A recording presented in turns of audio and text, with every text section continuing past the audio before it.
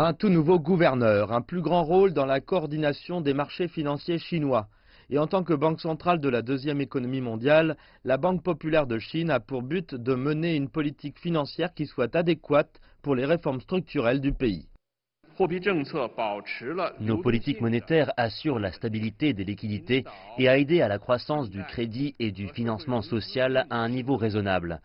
Nous utilisons différentes mesures pour assurer la liquidation au sein des banques tout en continuant à satisfaire les besoins de liquidité et cela aide à mettre l'endettement sous contrôle. La Chine a prêté beaucoup d'attention à sa stabilité financière et ce n'est pas le seul domaine de réforme. Les mesures politiques fiscales et les systèmes de taxation connaissent aussi des changements.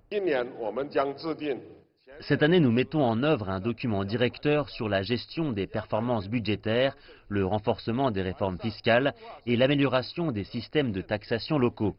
Nous allons encore optimiser la structure du système fiscal et améliorer l'ensemble et la coordination.